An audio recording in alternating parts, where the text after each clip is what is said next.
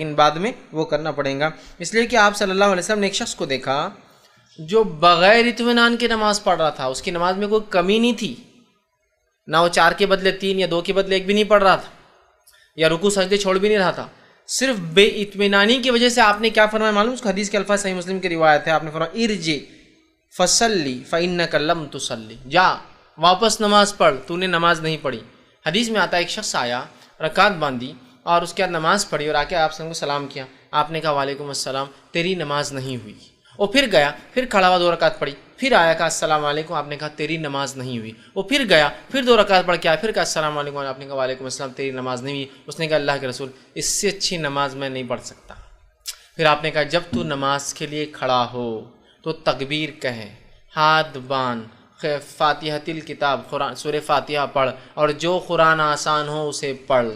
اس کے بعد اللہ اکبر کہہ کے رکوع میں جا، اتنے دیر رکوع کر کے تیری ریڑھ کی ہڈی سکون اختیار کر لے، پھر کھڑا ہو سمیع اللہ لمن حمیدہ، اتنے دیر کھڑا ہو کہ تیری ریڑھ کی ہڈی سکون اختیار کر لے، اس کے من کے سب جگہ پر آ جائے، اس کے بعد پھر تو سجدہ کر، اتنی دیر سجدہ کر کے ریڑھ کی ہڈی سکون میں آ جائے، پھر سجدے سے اٹھ، اتنی دیر بیٹھ کے ریڑھ کی ہڈی پھر سکون میں آ جائے، پھر دوسرا سجدہ کر، اتنی دیر کر کے ریڑھ کی ہڈی سکون میں آ جائے، پھر سجدے سے سیدھے نہ اٹھ بلکہ بیٹھ، اور پھر اس کے بعد کھڑا ہو اور پھر قرآن پڑھ، اور ایسے ہی ساری نماز مکمل کر۔ مطلب وہ جلدی جلدی پڑھ رہا تھا، جس کے وجہ سے جو سٹاپنگ ٹائم ہے، جو رکنے کا وقت ہے، جس میں سکون ریڑھ کی ہڈی اختیار کرے، وہ نہیں مل رہا تھا، تو آپ نے کہا کہ واپس جا، تیری نماز نہیں ہوئی، دوہرا اسے، 3 بار پڑھایا آپ نے اس کو نماز۔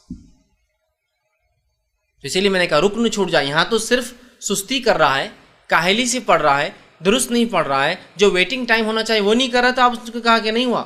جا پھر سے نماز پڑھتی نماز نہیں، جا پھر سے نماز پڑھتی نماز نہیں، جا پھر سے نماز پڑھتی نماز نہیں۔ تو بہت احتیاط کرنا چاہیے۔ ہمارے پاس دیکھا گیا بہت عدم اطمینان، مطلب اطمینان کے خلاف ہماری نمازیں ہوتی ہیں، اور ایسی نمازیں ہوتی ہیں کہ الحمدللہ 1.5 منٹ میں 2 رکعت، سپیڈ دیکھیے آپ نماز کی،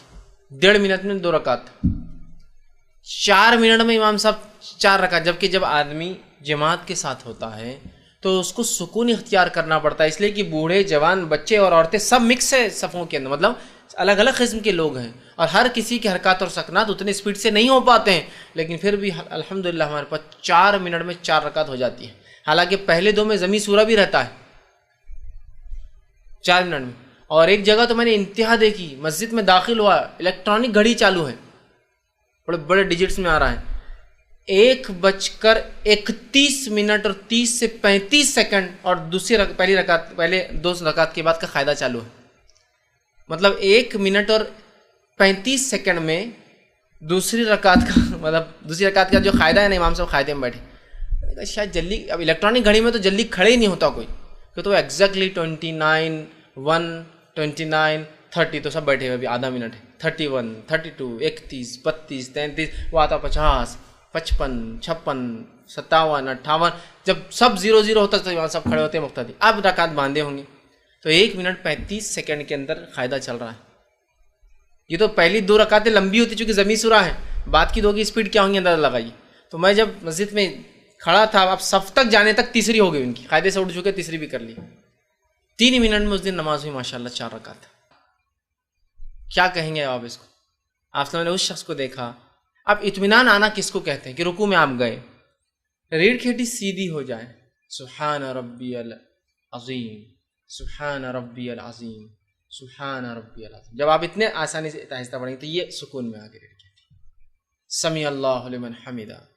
ربنا ولک الحمد، یا پھر ربنا ولک الحمد حمدا کثیرا طیبا مبارکا، آگے ریڑھ کی ہڈی سکون، اللہ اکبر، پھر آپ کا۔